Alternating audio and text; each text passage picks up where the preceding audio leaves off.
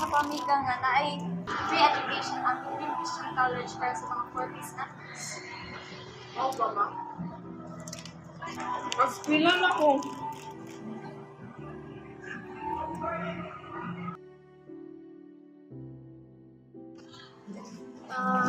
Ikaw si Miss Ninya Rapirap, ma'am. Yes. Aside sa imuhang na-cater sa 4Ps, ma'am, is naakay balance para karon na term para maka-enroll ka for the last term and para eligible ka sa graduation then mao ni imong need bayaran, ma'am. Walang-wala jud mi. Makapadayon pa ka akong eskwela ani. Makagraduate pa ka ako ani.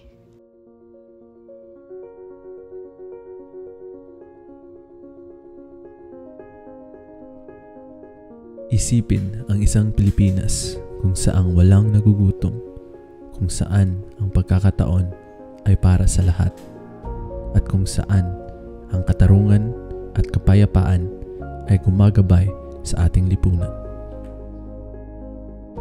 Sa puso ng Department of Social Welfare and Development ay isang misyon, manguna ng may malasakit, suportahan ang mahihirap at mga nangangailangan, at lumikha ng mga programa na nagbibigay ng pag-asa at oportunidad na may paggalang sa dignidad, hindi natitinag na integridad at kahusayan sa serbisyo.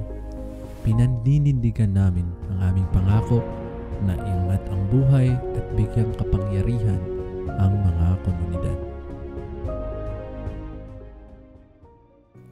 From the aftermath of war, social welfare became key to rebuilding the Philippines. Established in 1915, DSWD has evolved to empower Filipinos, upholding a legacy of service then and now. DSWD is also ISO certified, demonstrating its commitment to delivering efficient, transparent, and quality social services to the Filipino people. Sa puso ng bawat komunidad ay ang adhikain para sa pag-unlad at nangunguna rito ang DSWD. Sa Kalahi Seeds, ang mga komunidad mismo ang namumuno sa pagbuo ng kalsada, paaralan at sistema ng tubig. Sa EO70, binibigyan ng DSWD ng suporta ang mga dating rebelde at komunidad na apektado ng sigalot. Sa supplementary feeding program, natutugunan ang malnutrisyon ng mga bata sa daycare. Ang risk resiliency program ay tumutulong sa mga sektor na harapin ang mga hamon ng pagbabago ng klima. Ang Expanded Solo Parents Welfare Act ay nagbibigay ng pinansyal na tulong at access sa healthcare. Ang bawat proyekto ay hakbang tungo sa mas matatag at inklusibong Pilipinas.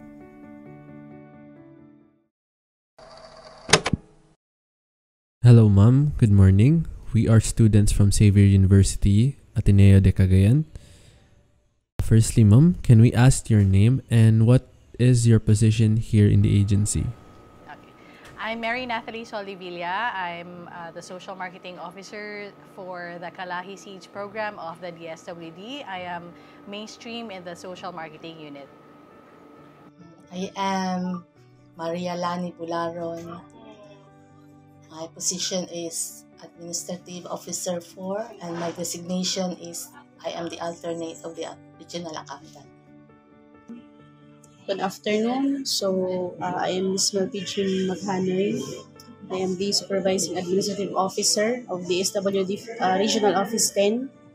I am currently designated as the officer in charge of the Financial Management Division Concurrent Budget Section Head. Okay, hello everyone. My name is Valine Inyoza. I am an Administrative Officer 2 here at the Department of Social Welfare and Development Field Office 10.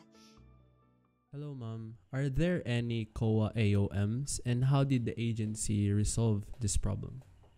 Yes, I think all of the government agencies receive AOM, or the Audit Observation Memorandum, because it serves as the COA's avenue in communicating their observations as to our operations.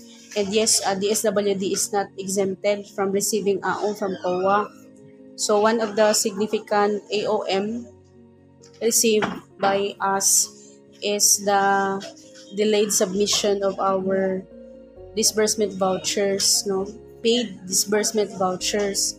It is for the reason that DSWD is, as I said, among the top funded agencies, no, meaning we have a very numerous or voluminous number of transactions to process.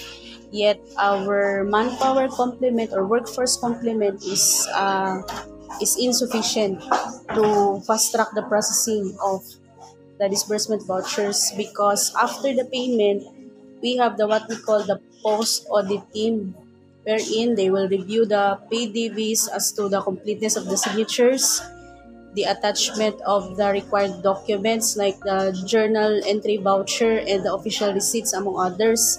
So that is why we committed delays, no, on the submission of the disbursement vouchers. However, the management supported us, no, sa FMD, especially sa accounting section, by providing us with more staff complement in order to fast track the processing or the scanning of the disbursement vouchers prior to our submission to the Commission on Audit. So up now, we are updated with our submission of the disbursement vouchers to COA. So, you stated, ma'am, mainly the DSWD is using manual. Yes. What does it mean, manual, ma'am? Manual in a way that we still don't have an accounting software. Maybe other regions, specifically in Caraga and also other regions in the NCR, they already have accounting software. But here in the field office 10, we are still in the manual world, specifically where we input our data in the MS Excel. And also when it comes to financial reporting, we only do a lot of Excel functions to generate the reports. Regarding you stated, ma'am, that there is already a accounting software in Caraga region. So what lacks in our region, ma'am, na maka-achieve that kind of software? Actually, we also do benchmarking from other regions where specific personnel ga-visit sila to other regions. So, as of now, murag ga-observe pa sila, or I don't know, but also here in Field Office 10, as far as I know, we are currently developing our own accounting system. So, para specific lang jud siya sa Region 10. Because kato sa Caraga, they're the ones who developed it.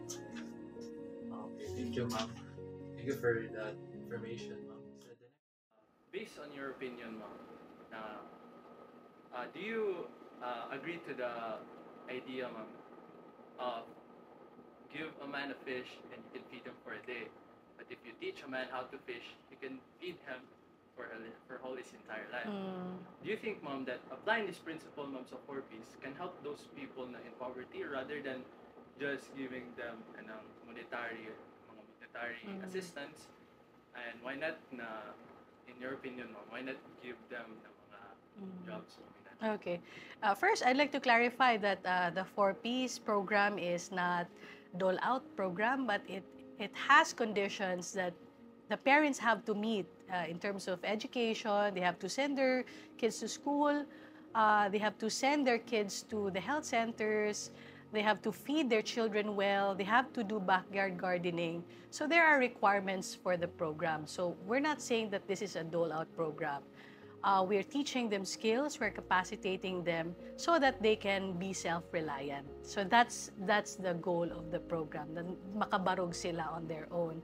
And ang mosalo sa ilaha is one program we call the Sustainable Livelihood Program, where we also teach them how to make a living, teach them enterprise.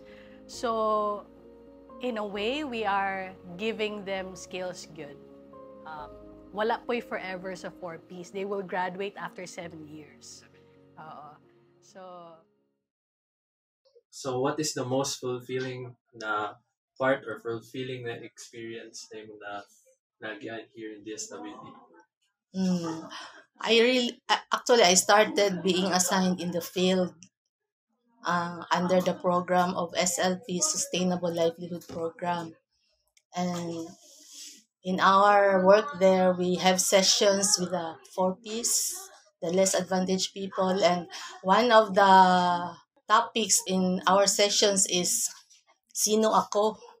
So when I handled the topic, after that, I asked some of them to read what they have written, kung sino sila. And I was really touched with one of the clients because she said, ako ay isang labandera, may 8 anak, ano ba? So that after hearing those different luod kay nga mga situations, it gave a breakthrough in my work. From that time on, pwede ko magbilar just to prepare the proposals for them to be able to receive the financial statements through the SWD. So, upon knowing the checks are already prepared, and when you distribute it to them, ang imong feeling, ang imong kalipay, wala dyan kabutangan. Out of 7 years, siguro during the COVID times, dito na ako nakita how strong the Angels in Red Vest are. Tanan, nag-lockdown na, pero kami nag-work lang gihapon. With all the risks sa health, nagdaghan gihapon namatay sa amua. But regardless of that, tungod ani nga calling, hinalan mi mo serve sa people. And with that, mo na isa na sa pinaka-fulfilling na na-witness na ako sa DSWD in my 7 years of experience. Nakita gyud na ako unsa ka willing ang mga Angels in Red Vest to help people despite na maput ang amuang life at risk. DSWD's mission is not just about service. It's about impact, making a difference in millions of lives. Kalahi Seeds alone has reached over 801 municipalities and 17,290 barangays, improving the lives of 6.9 million households. 625,451 volunteers have joined hands with DSWD, with 75% of paid labor coming from empowered women, proving that collective effort drives lasting change. Over 26,000 community sub-projects have been completed, from roads and schools to health stations and waste management facilities, totaling 29.7 billion. DSWD has strengthened community governance, enhanced poverty resilience, and improved household access to essential services. Behind every achievement lies a story of empowerment, unity, and hope.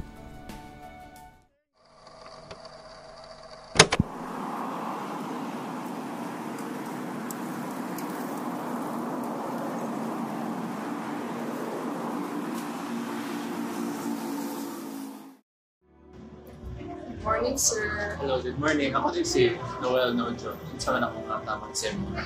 Sir, parang na-agree balance na napili na kailangan pagbayaran. Kailangan din kayo nakutabang, sir. Ano siya, sir? Kanya mo ba naman? Sir. Sige, check sa nasa mo.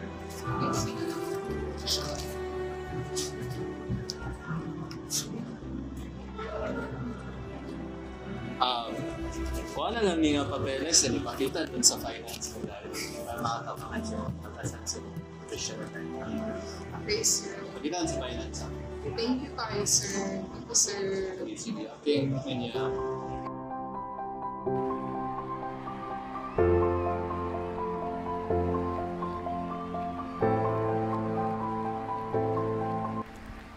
The Angels in Red Vests of DSWD are more than just public servants.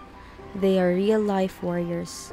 Their dedication has not only changed Ninia's life, but continues to uplift millions, proving that true service empowers communities and builds a brighter future for all.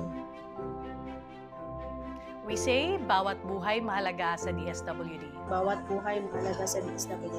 Here in DSWD, bawat buhay mahalaga. Bawat buhay ay mahalaga sa DSWD.